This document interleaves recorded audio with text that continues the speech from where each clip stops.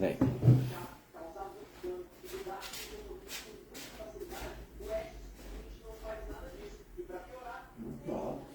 Baixa um pouquinho. Tô dando na aula, tá?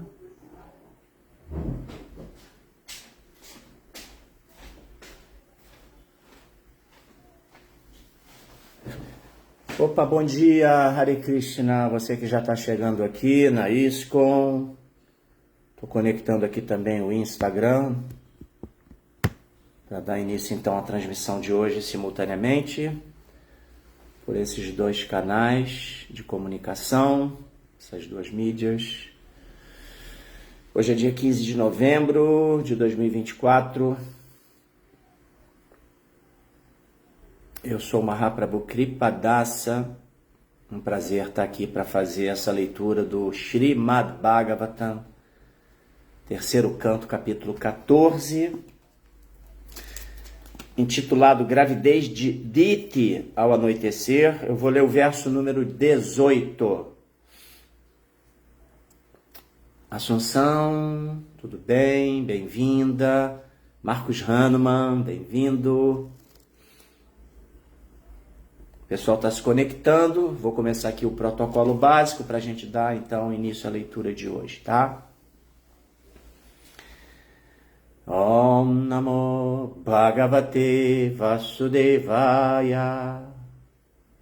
Om Namo Bhagavate Vasudevaya. Om Namo Bhagavate Vasudevaya. Narayana Namaskritya Naranchaiva Narottamam Devim Saraswatim Vyasam Tato Jayamudiraye. Antes de se recitar este Srimad Bhagavatam, que é o verdadeiro meio de conquista, deve-se oferecer respeitosas reverências à suprema personalidade de Deus Narayana, a Nara Narayanarishi, o ser humano supremo, a mãe Saraswati, deusa da sabedoria, a Srila Vyasadeva, o compilador dos Vedas, e a Srila Prabhupada, o seu propagador. Hare Krishna. Bom, vamos lá. O verso 18 diz o seguinte: Sarvashramam upadaya Swashramenya kalatravam Vyasanarvanavam atiti Jalayanair yatarnavam. Sarva todas, ashramam, ordens sociais, upadaya. Prabhupada Ki Jai. Bom dia a todos os Vaishnavas presentes. Esse é o recado aqui do nosso Marcos Hanuman. Também aceite minhas reverências, Marcos Hanuman. Então vamos lá. Upadaya, completando sua própria ashramena pelas ordens sociais. Kalatravan, uma pessoa que vive com a esposa. Vyasana Arnavam, o perigoso oceano da existência material. Ateti, pode-se cruzar Jala e Anairi, com resistentes embarcações marítimas.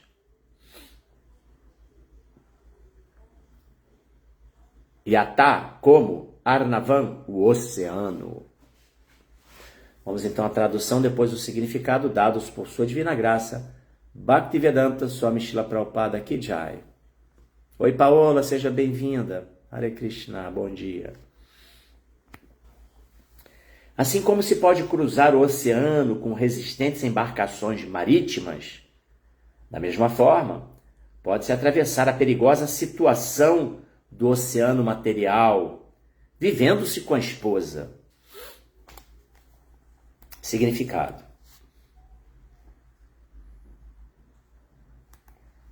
No esforço do homem para libertar-se da existência material, há 4 ordens sociais que funcionam sob regime de cooperação mútua. Para obter avanço exitoso as ordens de Brahmacharya, ou vida estudantil piedosa, vida familiar com a esposa, vida retirada e vida renunciada, dependem todas do chefe de família que vive com a esposa. A cooperação é essencial para o funcionamento adequado da instituição das 4 ordens sociais e das 4 ordens espirituais da vida. O sistema Varnashrama védico geralmente é conhecido como sistema de castas. O sistema de castas ele foi completamente abolido por Sri Krishna Chaitanya Mahaprabhu, que condenou o sistema de castas. Então, Varnashram Dharma, embora aparentemente possa sugerir sistema de castas, não tem nada a ver com o sistema de castas. Por quê? Porque o sistema de castas é uma imposição de condição social em razão do nascimento, da família, do laço familiar. E o Varnashram Dharma não. Ele diz que a pessoa ela tem uma natureza e ela se enquadra num Varna de acordo com essa sua natureza. Não é por laço familiar. Nasceu numa família de brahmanas, os chamados brahmanas de casta, então eu sou um brahmana. Negativo. Tudo é com base na natureza da pessoa, na sua conduta, na forma como ela age em relação à vida, seus atos, seus costumes. É assim que funciona o Varnashram Dharma.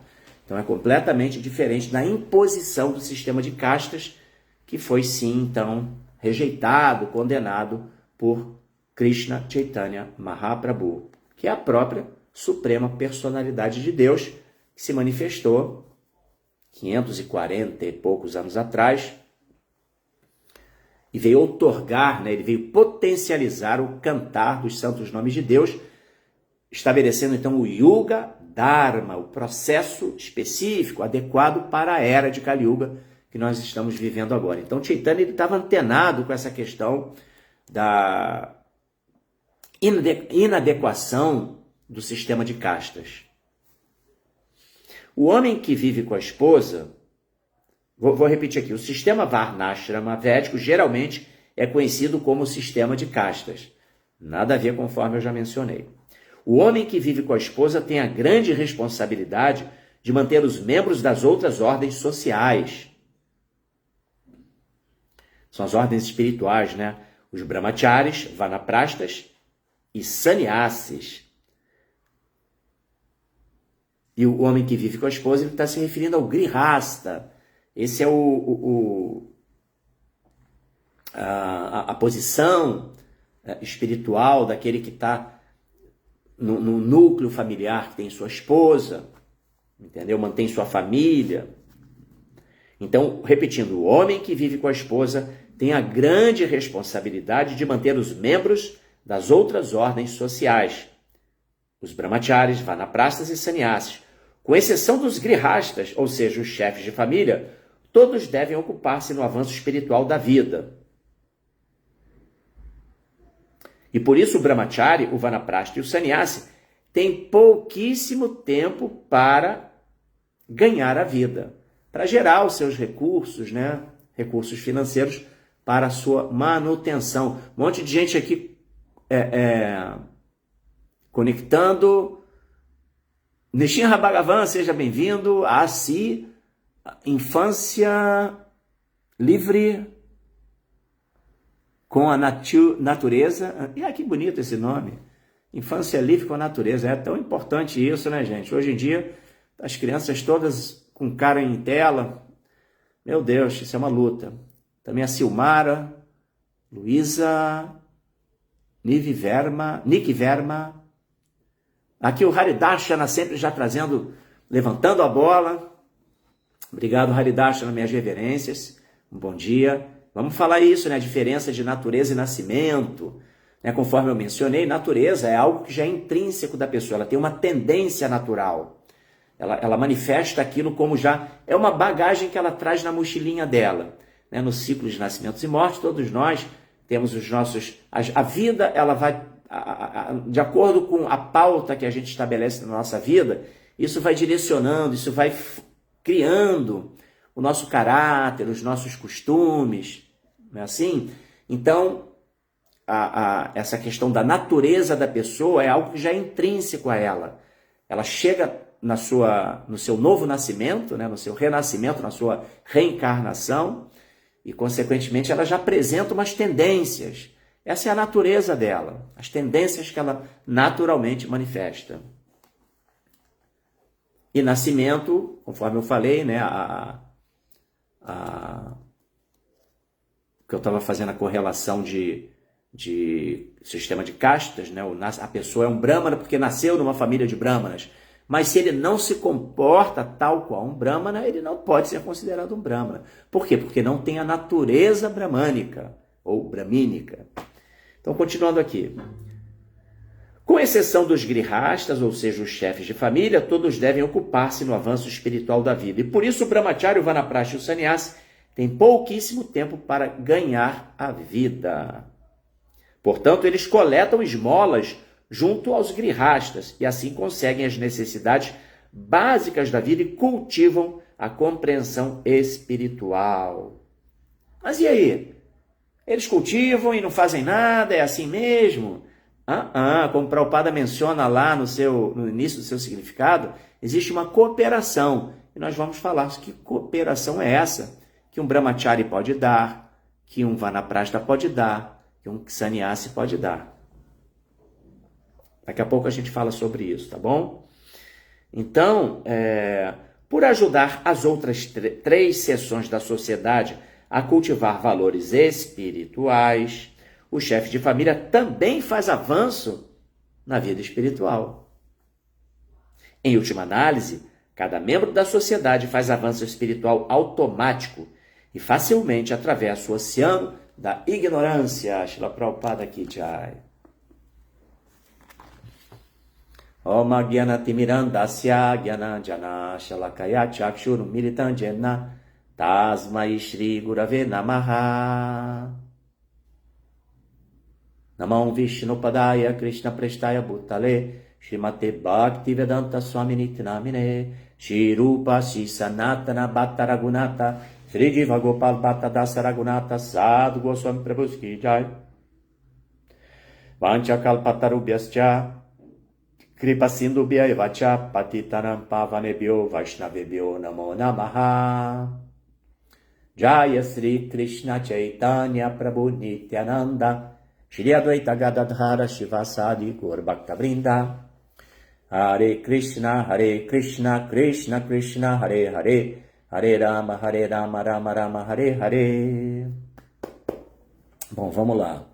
Deixa eu só pegar aqui uma canetinha, para que eu possa eventualmente fazer uma anotação e não perder o fio da meada, porque sabe como é, né? A gente vai falando, conhecimento védico, conhecimento espiritual, você abre uma porta e várias outras portas vão se abrindo. Então, fazer aqui deixar aqui uma possibilidade de alertar o fio da meada. Bom, vamos lá. Você que chegou agora, Lidiana, Reikiana, Govinda Restaurante, Hare Krishna. O resto eu já me reportei aos demais que já estão presentes aqui. Meu Deus, já começou a aparecer aqui que está conexão lenta no meu Face, no dispositivo do Face. Mas eu espero que tudo flua. Vamos lá. Que Krishna aí através dos semideuses permitam. Eu li o verso 18 e vou reler agora, do capítulo 14 do terceiro canto. Esse capítulo é intitulado Gravidez de Diti ao Anoitecer. E esse verso 18 fala assim: Sarvashramam upadaya swashramena kalatravam vyasanarnavam atiti jalajanairyatharnavam.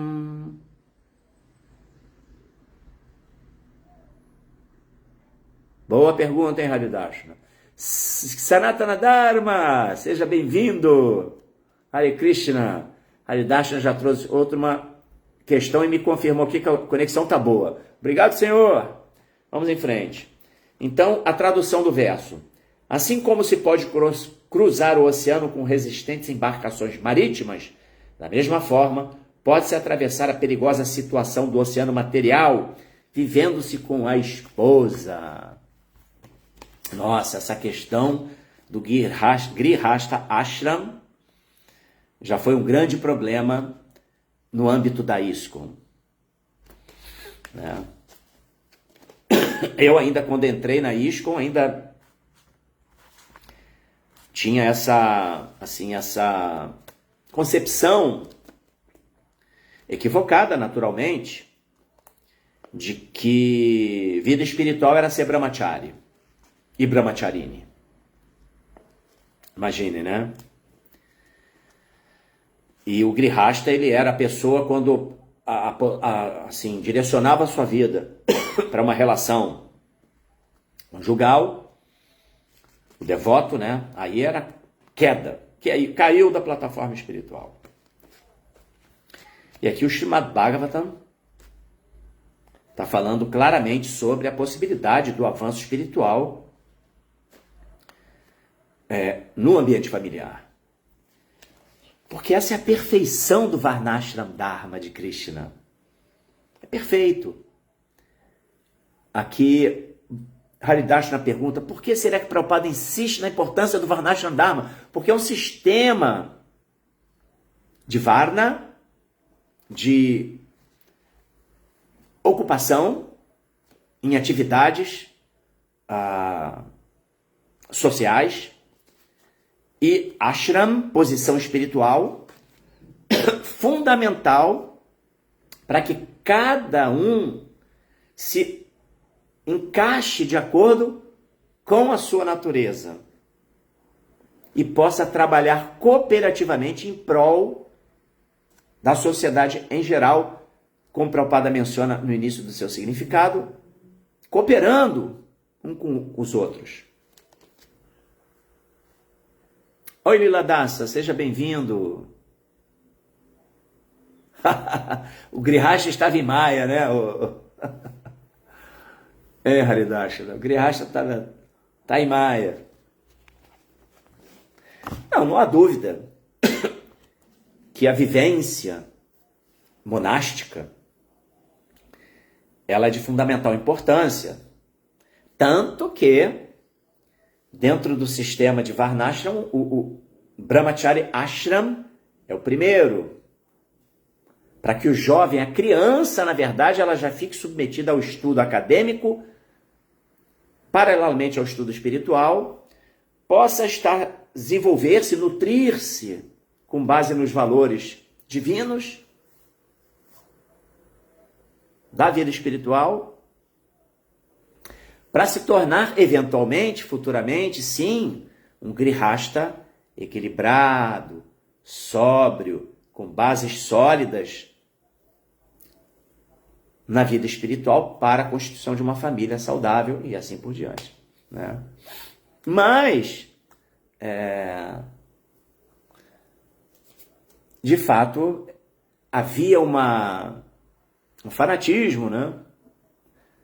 Um desrespeito até às opções individuais.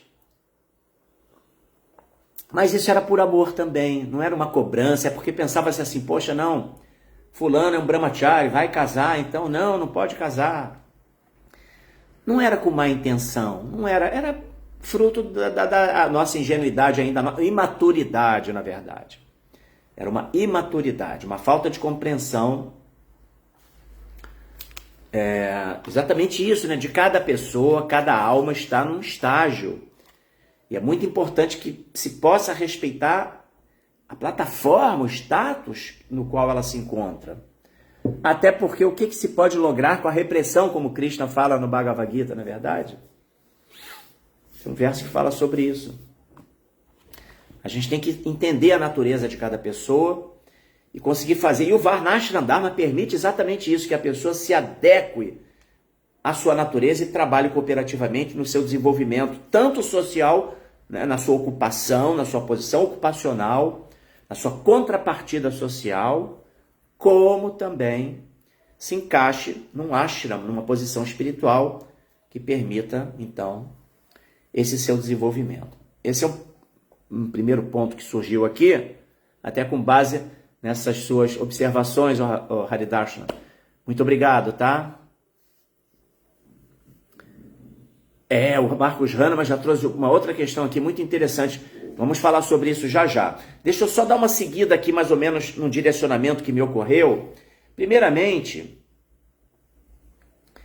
o verso ele menciona sobre... faz uma comparação entre a travessia do oceano,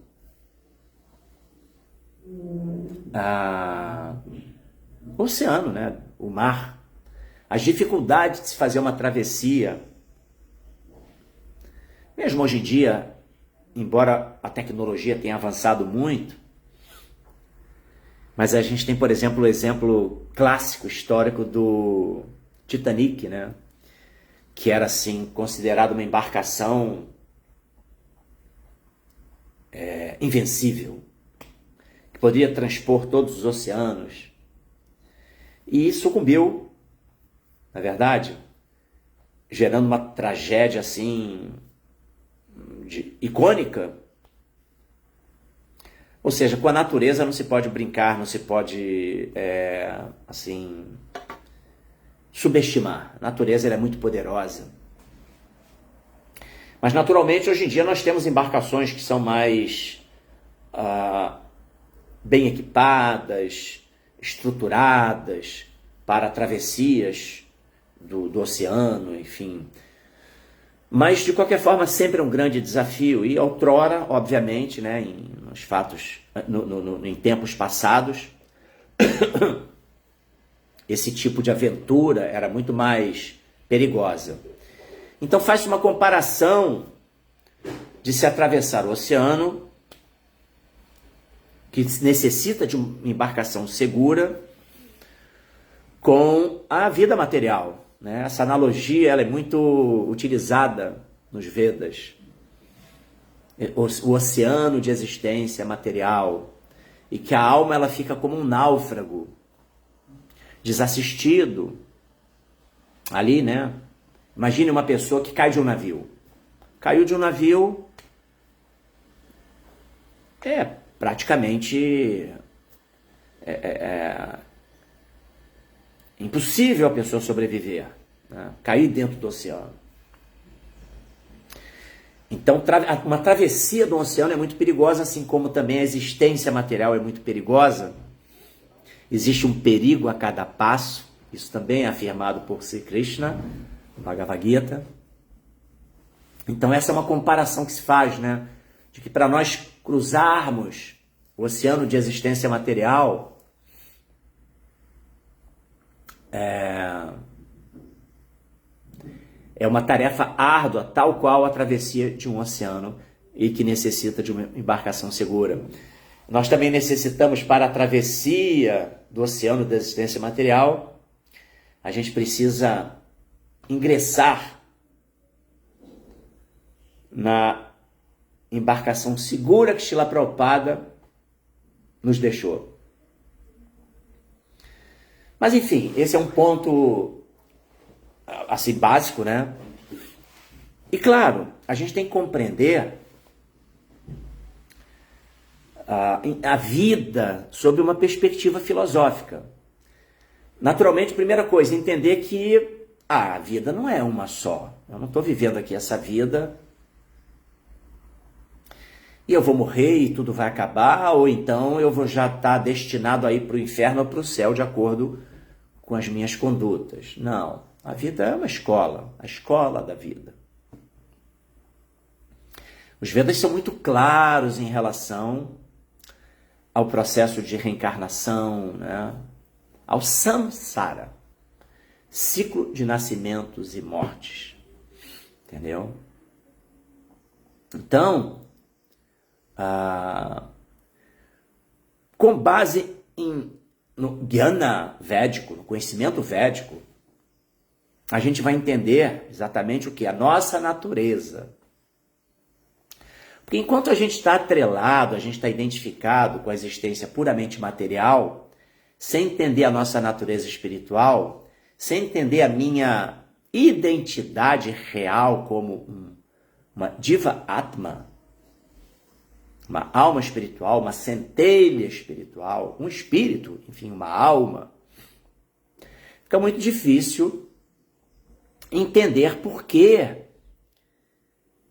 a vida material é como termos que transpor um oceano da existência. Não dá para entender isso. Né? Agora, quando a gente entende, eu sou uma alma, minha vida, a realidade é espiritual. A vida material transitória, ela é um reflexo pervertido da realidade. Eu preciso me livrar do ciclo de nascimentos e mortes. Aí pronto, aí a gente vai compreender a importância da jornada espiritual para a gente poder, então, num primeiro momento, se livrar do ciclo de nascimentos e mortes. Mas através de um desenvolvimento sóbrio, maduro, sensato, a gente pode alcançar a plataforma de que Deus cuida de mim, me coloca onde você quiser porque eu sou rendido a ti. Minha vida é uma vida de rendição, minha vida é uma vida para promover a vontade de Deus. E Deus vai me colocar onde Ele quiser. Esse é o estágio mais top, mais elevado de espiritualidade. A entidade viva que se identifica como alma espiritual entende a diferença entre existência material e existência real espiritual, mas age puramente para satisfazer Deus e fala: Deus, faça de mim o que quiser. Se quiser me botar no mundo espiritual, me transfere para lá, onde eu possa servi-lo amorosamente. Mas se quiser me manter aqui nesse mundo, naturalmente em consciência de Krishna, né? Claro, porque a pessoa já está auto-realizada, então me mantenha, Krishna, faça de mim o que quiser, ou seja, a pessoa não tem desejos próprios. Né? Anukulena Krishna, a vida dela está pautada em dar prazer a Krishna, fazer tudo para o prazer de Krishna. Isso aí já é um estágio já avançado, né? Mas enfim, basicamente aí a gente entende por que vida material é cruzar o oceano né? Cruzar o oceano da existência, é como cruzar um oceano com um barco, que precisa ser um barco seguro. É por essa questão, essa é a compreensão filosófica desse ponto. Né? Agora, claro, aí vem essa questão dos ashrams, né? Que já suscitou aqui várias importantes observações que o Haridarshana trouxe, assim como também o Marcus Hahnemann. O Marcus Hahnemann até coloca aqui, né? Divera Swarupahaya Krishnera Nitya Dasa. Isso é um verso tem no Chaitanya Charitamrita, né? E que fala exatamente isso, que eu sou uma alma espiritual, servo eterno de Krishna. Essa é a identidade. A nossa identidade é essa. Somos almas espirituais, partes integrantes de Krishna, Divera Swarupahaya Krishnera Nitya Dasa, servos eternos de Krishna. Nitya, de eternidade, Dasa, servos. Então, aí vem a questão de Varna e Ashram, que é aqui o tópico, né, que a gente tem, que Prabhupada aborda assim, de uma maneira muito, como sempre, né, brilhante. Deixa eu ver aqui o ponto. Então, Prabhupada menciona, olha só, o Haridashna perguntou, né, por que Prabhupada insiste tanto no Varna Ashrama Dharma? Que é um sistema científico estabelecido por Krishna mesmo, para alocação, né, para que cada entidade viva, cada alma espiritual na forma humana de vida, ela possa se adequar, conduzir a sua vida de acordo com a sua natureza, dando a sua contribuição social sob o ponto de vista de ocupação, trabalho mesmo, inclusive, né?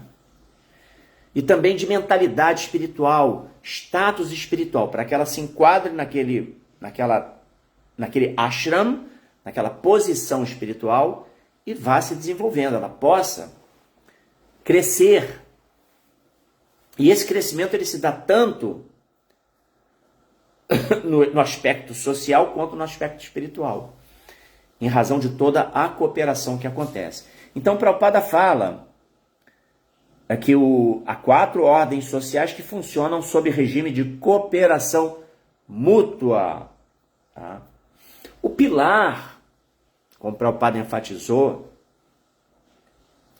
dessa relação mútua entre os ashramas, brahmacharya, grihasta, vanaprastha e sannyasi, é o grihasta, que é o chefe de família. Por quê? Porque o chefe de família, já devido à natureza da sua posição, né, ele naturalmente ele está obrigado a prover recursos, a gerar recursos para prover a subsistência da sua família, esposa, filhos. Então ele tem já que dedicar tempo, energia e tempo da sua vida para manutenção da sua prole, do seu lar. Mas, se ele gera recursos unicamente para esta finalidade, aí ele é um Grihamedi. Grihamedi é exatamente um desfrutador da vida familiar. Já o Grihasta não, ele está numa posição espiritual também. Por quê? Porque ele tem uma percepção, ele tem uma expectativa que vai além de meramente manutenção da família. Ele mantém a família, mas ele tem também o quê? Ele dedica energia e recurso para a causa espiritual, para auxiliar as demais ordens espirituais. Do Brahmacharya, aquele estudante celibatário, aquele jovem que está empreendendo para poder se formar, como um cidadão saudável, sóbrio, com bases nos pilares da vida humana, estabelecendo sua vida com base nos pilares da vida humana,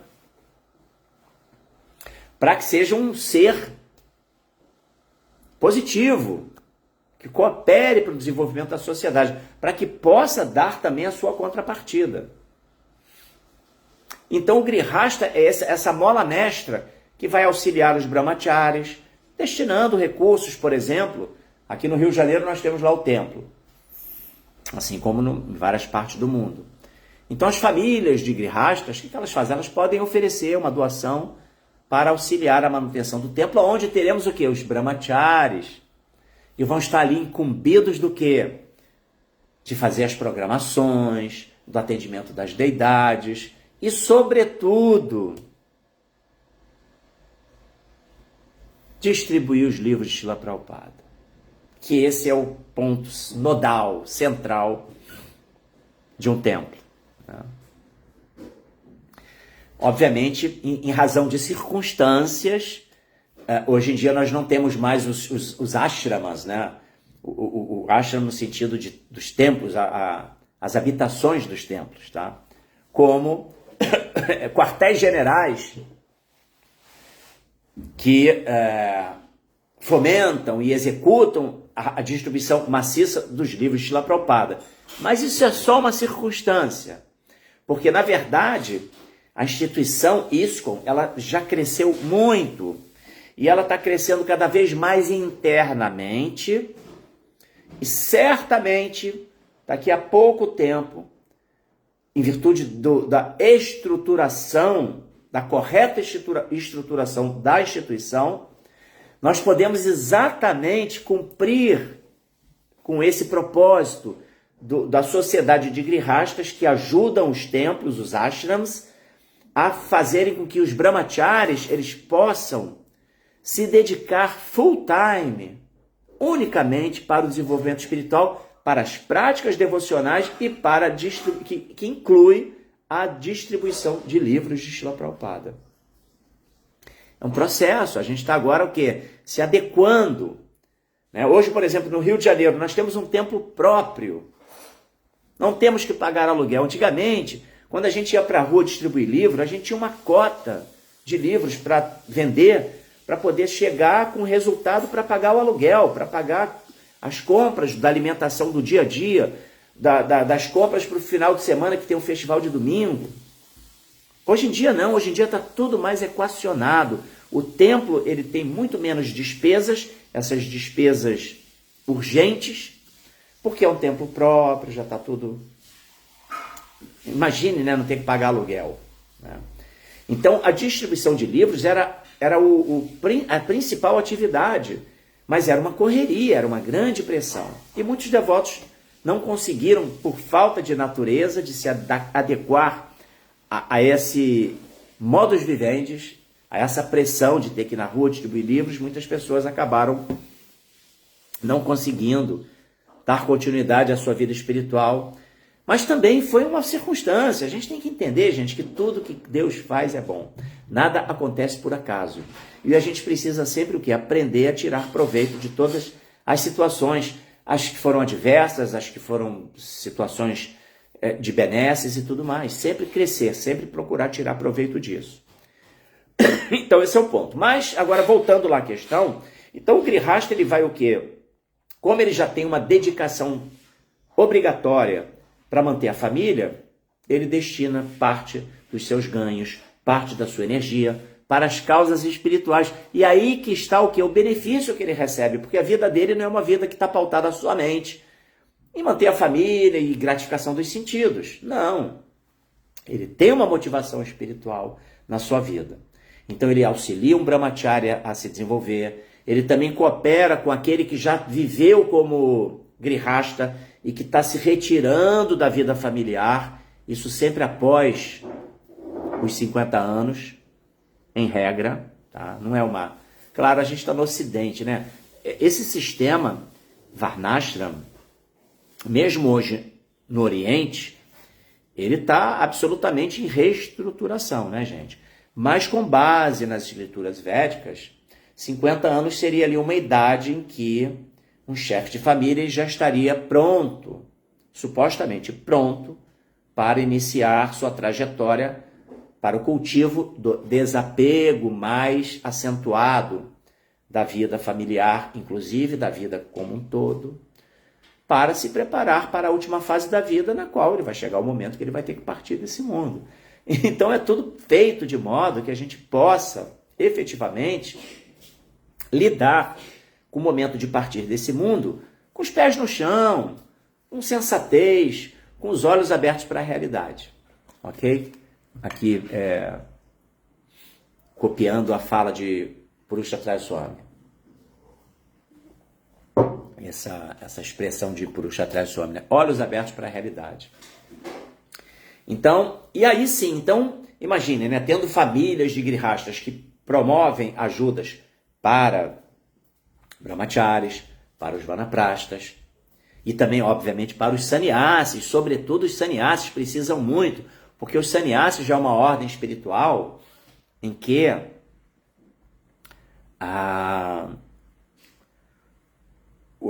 eventualmente, o brahmachari que foi direto para um ashram de sannyasi, ou o brahmachari que passou pelo grihasta, depois pelo vanaprasta e foi ser um sannyasi, ele fica absolutamente no que se chama de vida renunciada. A vida renunciada significa que você rasga o seu CPF, o seu RG, e você não tem mais identificação com esse mundo. Você é uma alma a serviço de Krishna. Essa é a ideia da ordem de vida renunciada, tá? Ali na essência, né? O sannyasi ashram é uma vida completamente renunciada. E aí sim, essa pessoa precisa muito do suporte dos grihastas, dos chefes de família, para que possam esses sannyasis serem mantidos. Tá? O sannyasi, por sua vez, dentro do sistema védico, o que ele faz? Ele vai de porta em porta, ele é um pregador itinerante, entendeu? É um mendicante. Tá? Então ele vai de casa em casa. Esse é o sistema, obviamente, né, gente? Não estamos falando da atualidade, né? Esse dentro do sistema de Varnashram ali clássico, tá? Obviamente nós estamos em Kali Yuga, então existem adaptações para isso, para essa situação. Mas nós temos ainda hoje na Índia, tá? Sannyasis que vivem nessa dinâmica existencial de ir de porta em porta. Os chefes de família os recebem, oferecem um assento, uma comodidade, lavam seus pés para dar conforto, né? Porque o sannyasi ele trafega, ele caminha, ele vai deambulando de vila em vila, a pé, descalço. Então essa questão de lavar os pés, ela está ligada exatamente a isso, de, poxa, o pé é o centro nervoso, né, do nosso corpo, é onde está a raiz de todos os nossos... Todo o sistema, enfim, neuroperceptivo e tudo sensorial, está tudo ali no pé. Tem todos os pontos nervosos. Então se massageia, se lava os pés para dar aquele conforto para o sannyasi, entendeu? Ele oferece alimento, né, uma doação. E aí o que a pessoa recebe em contrapartida? O conhecimento espiritual. O sannyasi vai pregar para a família, vai falar sobre as escrituras, vai falar sobre Bhagavad Gita, Srimad Bhagavatam, Chaitanya Charitamrita, pregação. Né? Então essa é a cooperação mútua que Srila Prabhupada está falando. E cada um dando exemplo, sempre dentro do princípio que é do Acharya. O Brahmacharya agindo como um Acharya, né, agindo de forma lúcida como Brahmachari, sendo um estudante celibatário. Prabhupada fala ali, né, deixa eu ver, vida estudantil piedosa, Prabhupada fala, o Brahmachari. Ele faz essa classificação, né? Vida estudantil piedosa, ou seja, focado no estudo acadêmico, estudo espiritual das escrituras, onde ele vai se desenvolvendo, se nutrindo, se tornando um ser sóbrio, saudável. Se ele eventualmente opta o Brahmachari, que é a primeira ordem espiritual, a constituir uma família, ele vai com muita sobriedade aceitar uma esposa e ter todas as condições de ser um chefe de família exemplar, tanto no sentido material quanto no sentido espiritual. Ele não vai querer explorar a sua esposa, a sua mulher, para gratificação dos sentidos. Não, ele vai querer o quê? Gerar filhos saudáveis em consciência de Krishna. Essa é a ideia. Né? Agora, essa é a perfeição, como se diz, é o ideal. Né?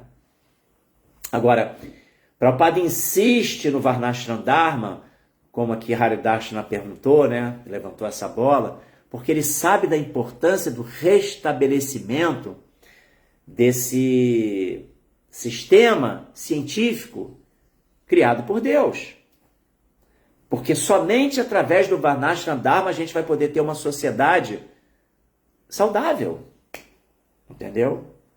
A sociedade vai poder se restabelecer. Inclusive, essa foi uma importante missão de Srila Prabhupada para que os 10.000 anos da Era Dourada floresçam dentro da Kali Yuga. Desculpe. Sem o Varnashram, fica muito difícil que a sociedade ela consiga florescer em Kali Yuga. Somente através do Varnashram Dharma. Agora é gradual, vai um tempo, que são 10.000 anos dentro dos 432.000 anos de Kali Yuga. Ok. Passaram-se somente 500 anos. Estamos só no iniciozinho, né? Então, vamos com calma, que certamente, gradualmente, estamos falando aqui sobre isso. Imagine, né? Olha a bênção, né? Olha o legado de Srila Prabhupada. Nós estamos falando sobre Varnashram Dharma, sobre a importância desse sistema científico social, espiritual, ocupacional, entendeu? Sobre como ele deve funcionar, como cada posição coopera com a outra, cada status de Varna e Ashram podem cooperar uns com os outros. Então, está tudo fluindo, está tudo no plano de Deus. A gente pode ficar tranquilo em relação a isso. Então,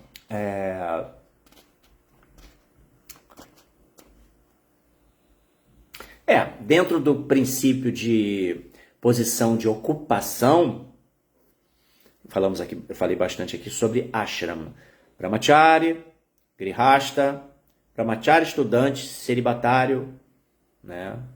Grihasta, o chefe de família, vanaprastha, o chefe de família que já está numa idade avançada, a família já está devidamente estabelecida, os filhos crescidos, autossuficientes, ele se retira da família e vai peregrinar. Ele vai iniciar um estágio como um sannyasi, digamos assim, que pode, no primeiro momento, estar acompanhado da sua esposa, que o auxilia nas atividades espirituais, no estabelecimento do seu meio de pregação, dá um suporte para ele, as facilidades para ele poder, alimentação e tudo mais, né? Cuidar da sua vestimenta, mas sem mais relacionamento, contato íntimo como marido e mulher, apenas como parceiros na jornada espiritual. E aí, sannyasi depois, né, que é a ordem renunciada. Falamos muito sobre isso, mas tem a ordem, o sistema de ocupacional, que são Shudras, os Vaishyas, os Kshatriyas e os Brahmanas, né? São as 4 ordens de ocupação. E que sim, que aí, mais do que tudo, é de acordo com a natureza de cada um, entendeu? A gente pode observar que a gente conhece muitas pessoas, né? Cada um tem... Aí tem um fulano, poxa, fulano, ele é tão filosófico, ele já tem uma natureza de ser uma pessoa que tem facilidade para ensinar as coisas, uma pessoa que tem, assim, um trato fino, educado. Ele é tão compassivo. Por quê? Porque é uma pessoa que naturalmente já apresenta uma natureza brahmânica. Entendeu? Aquele cara é um cara que, poxa, ele é super assim,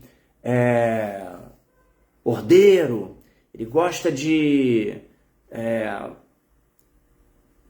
dar sustentação para as pessoas, proteger as pessoas, ele é muito, como é que eu posso dizer, tem assim uma natureza de controlar, Kshatriya, entendeu? De administrar. Ali está a natureza do Kshatriya, entendeu? Aí tem outras pessoas que naturalmente têm facilidade para fazer comércio, comercializar as coisas, vender coisas, né? A gente vê isso até, às vezes, no ambiente ali familiar, tem crianças que já fazem ações tem as bonequinhas velhas, meninas, né, ou os meninos com seus carrinhos, enfim, com as suas parafernálias de brinquedos, né? Hoje em dia está tudo concentrado em dispositivo eletrônico, mas, enfim. Aí vende as coisas, consegue comercializar, já tem essa natureza. E tem aquelas pessoas que têm mais natureza de fazer trabalhos braçais. Então, essas posições dentro do setor ocupacional de vida, né, dos setores ocupacionais de vida, elas naturalmente se dão em razão dessa natureza da pessoa, entendeu? Essa são o que se chama de varnas, e que também trabalham em cooperação, né? Aí tem aquela analogia, isso já é bastante difundido, todo mundo já conhece, né, que os Shudras estão para o sistema, né, védico como as pernas de um corpo, né, que carrega o corpo. Né? E assim né, dentro da pirâmide da sociedade, a base Tá ali os trabalhadores braçais, que são super importantes para a execução de tarefas, né, fundamentais para uma sociedade bem estruturada.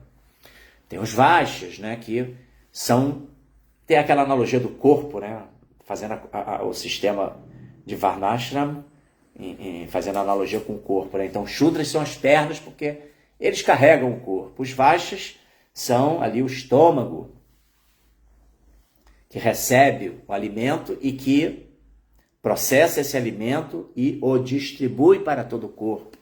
Assim, os Vaixas o fazem, né? Provendo as atividades da agricultura e também os comércios, fazendo com que todos os bens de consumo eles cheguem às pessoas, a todas as pessoas indiscriminadamente. Bom, assim deveria ser, né? Embora assim não o seja, mas devido a outras questões, né? Tributos extorsivos, enfim.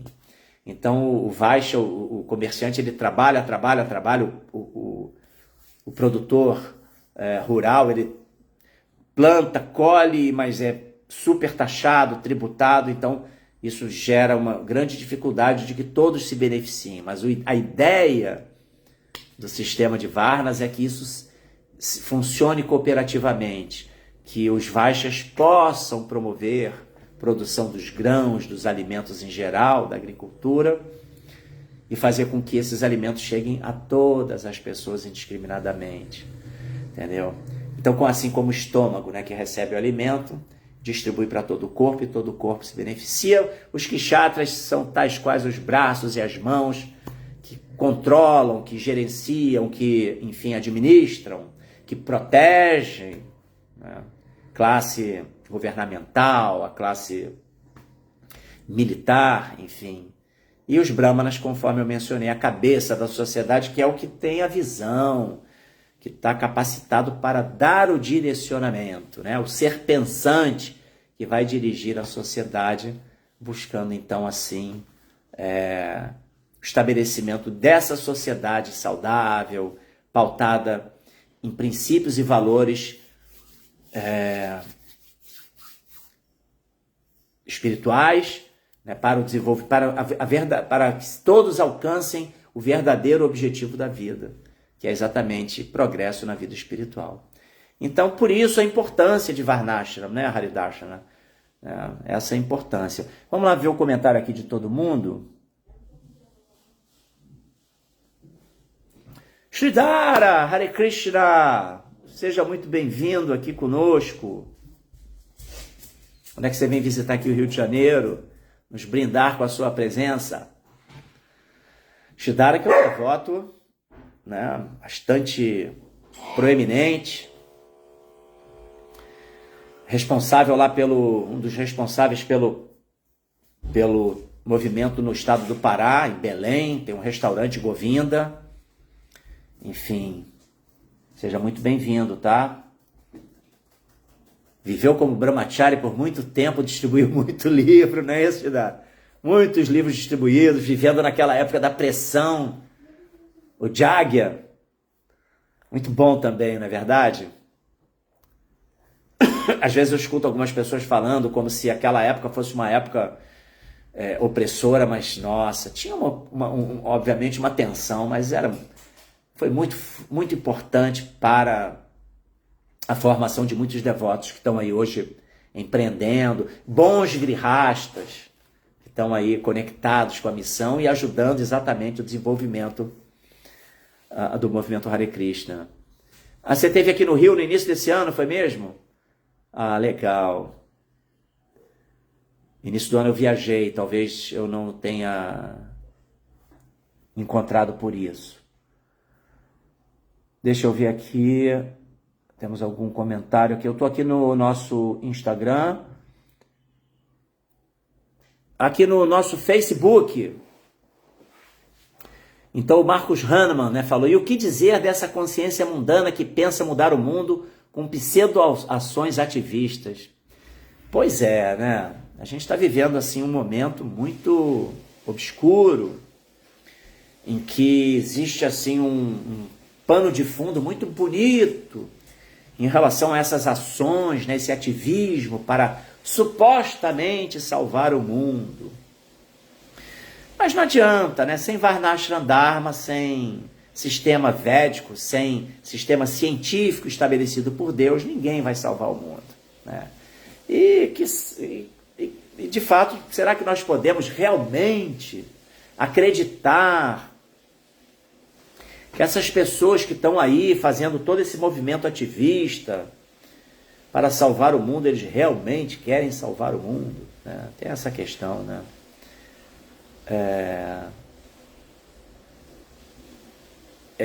Esse é um ponto de interrogação, né? Isso é uma questão que a gente tem que debater. Mas acho que não tem. Não é nem ter que debater. A gente precisa, na verdade, focar na vida espiritual, fazer a nossa parte, propagar o conhecimento dos livros Srila Prabhupada e fazer com que as pessoas despertem para a realidade. Porque aí tudo vai se equacionando, tudo vai se encaixando e a gente não precisa nem se preocupar com isso. Essa é a verdade. Então, mas realmente é uma questão que o Marcos Hahnemann colocou. Aí o Haridas, as ordens espirituais, mesmo numa sociedade pré-industrial, está explícita.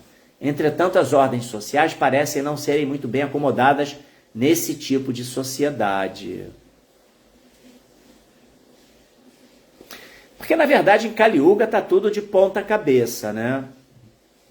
Então, a gente vê, por exemplo, que pessoas sem qualificação, sem capacitação, hoje ocupam-se, devido a relações diplomáticas, né, a interesses.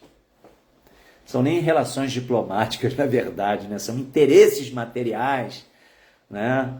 E sim, relacionamentos, né? Como se diz, a pessoa tem um círculo de relacionamentos que permitem que ela ocupe posições de muita importância na sociedade, a despeito de não haver nenhuma capacitação para isso. Então, por isso, a gente sabe, né? Em Kali Yuga, o Varnashram está de ponta cabeça, né? Então, a gente tem lá Brahmanas atuando como Shudras, Shudras na posição de Brahmanas, né? Tá cheio de gente aí querendo falar qualquer coisa, usando mecanismos, né? Hoje em dia, então, com o advento da internet, tá cheio de gente aí falando qualquer coisa nesses podcasts da vida, né?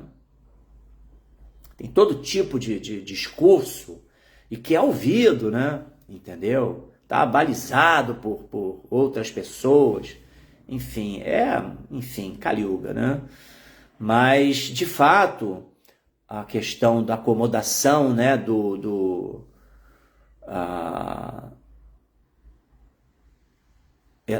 os Varnas, né, tá tudo muito confuso, né? Deixa eu ver aqui o Haridarshan, essa parte aqui eu já falei, né? Porque a Prabhupada insiste com o Varnashram. Vamos ver aqui a outra coisa. Aqui eu já falei também do Marcos Hahnemann.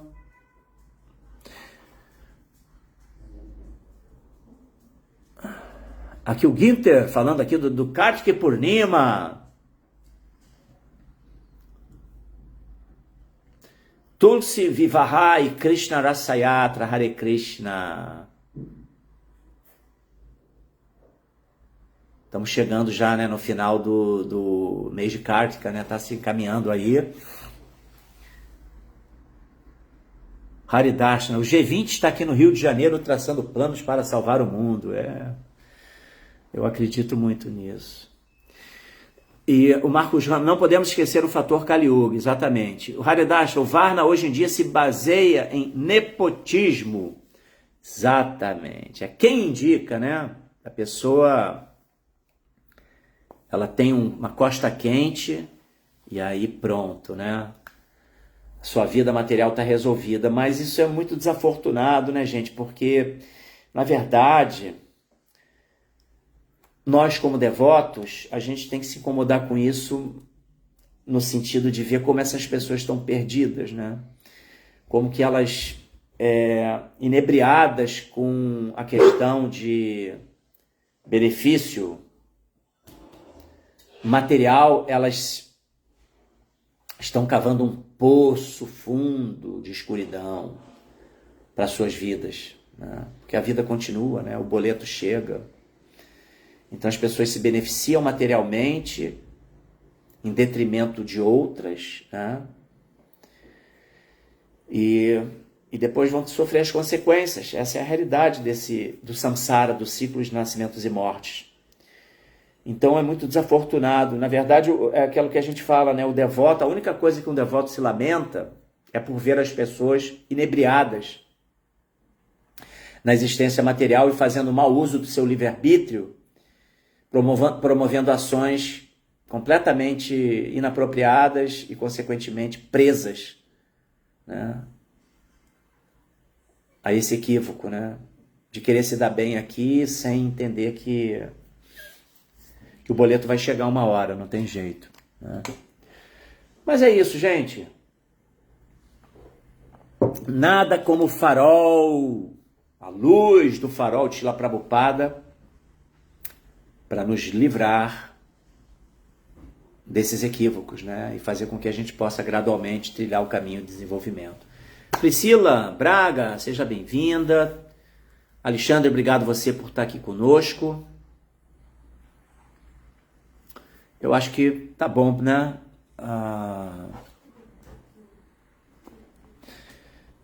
O fato é esse, né? Que entender o verdadeiro propósito da vida humana, né? Que é desenvolvimento no serviço devocional, né? Tornar nossa autoconhecimento, autoaperfeiçoamento para servir Krishna apropriadamente, servindo a sociedade. Agora, tem aquela frase que fala assim, família, uma ideia genial de Deus. Eu já vi muito, isso acho que é dos cristãos ou dos crentes, não sei. E de fato, por que a família é uma ideia genial de Deus? Porque através da família inicia-se o processo do serviço amoroso, né? Você serve a família amorosamente, só que a gente vai expandindo o nosso egoísmo e vai servindo a sociedade, vai servindo o núcleo familiar, serve os amigos, serve ali o bairro, serve o município, serve a sociedade como um todo para poder servir, em última análise, chegar no serviço devocional a Deus. Então é um processo de servidão amorosa que permite exatamente que a gente chegue a atingir a plataforma do serviço amoroso a Deus, né? Bhakti Yoga, essa é a ideia. Então, por isso família é uma ideia genial de Deus, tá? Então, aí o Haridarsha colocou, né, que o Varna hoje em dia se baseia em nepotismo e que ele complementa o que acaba se tornando uma perturbação na sociedade. Exatamente. Me fez lembrar aquele verso Shruti Smriti Purana de Pancharatka Vidivina Aikanti Kiharer Bhaktir Uttapayava Kalpate. Esse é um verso do Bhakti Rasamrita Sindhu que fala, né, que a vida espiritual que não está baseada Shruti Smriti nos livros, né, nas escrituras, nos ensinamentos, né, nos livros, nos védicos e também naqueles que são Smriti, né, que estão alinhados com os ensinamentos dos Vedas, né, os Puranas, as histórias védicas. Ela promove muitos, só vai promover desajustes na sociedade. Nós, como devotos, a gente precisa ter a nossa vida pautada no conhecimento védico, para a gente agir com lucidez baseado nos Vedas, entendeu? Para que a gente também não vire um distúrbio para a sociedade, porque é aquela coisa, a pessoa pega o conhecimento védico, mas não o compreende ou deliberadamente faz o uso dele de uma forma para obter benefícios pessoais. Aí ferrou, entendeu? Seja deliberadamente ou seja por falta de conhecimento mesmo, por um equívoco, gera muito distúrbio dentro da sociedade. A Shruti Smriti, essa é a ideia. Tá bom. Então, gente, obrigado a todos vocês que estiveram aqui comigo conectados, ouvindo esses ensinamentos de Śrīla Prabhupada. Muito bom essa troca que a gente faz. um bom final de semana para todos. Temos um longo feriado aí, por conta aí dessa história, aqui no Rio de Janeiro, sobretudo. Imagina um feriado até quarta-feira, meu Pai Supremo. Mas é a vida, né? Vamos em frente. Eu acho que eu... Hare Krishna, Odávio Daniel. Bem-vindo. Estamos encerrando aqui. E final de semana a gente está lá com o ISKCON Rio Bhakti Center promovendo. A gente vai ter o Mahabharata essa semana, Haridarshana. Me diz aí que o Haridarshana está fazendo um estudo, workshop do Mahabharata aos domingos, mas um domingo sim, um domingo não é isso? E confirma aí se vai ter esse final de semana, que o Mahabharata, ele apresenta ali a história, né, da sociedade de uma forma muito lúdica, inclusive, completamente científica, né? Mahabharata de Hridayananda Das Goswami, e que está sendo então apresentado. Ok, esse final de semana, esse domingo, teremos às 13h30, é isso? Salvo engano, 13 horas ou 13h30, lá no ISKCON Rio Bhakti Center, Haridarshana apresentando então, dando continuidade a esse workshop do Mahabharata, que traz exatamente uma visão de Varnashram, né? Legal, Otávio. Obrigado, Hare Krishna. Eu vou ficando por aqui, então. Bom final de semana para todos, tá bom? Isso aí, o workshop do Mahabharata vai ter esse final de semana, às 13 horas, não é isso? Ou 13h30. 13h30. Isso com o Rio Bhakti Center, todos convidados. É um néctar, gente. Ok? Muito importante essa apresentação do Mahabharata de Hridayananda Das Goswami. Ok? Fico por aqui. Bom final de semana a todos. Muito obrigado a vocês que participaram. Srila Prabhupada Ki Jai.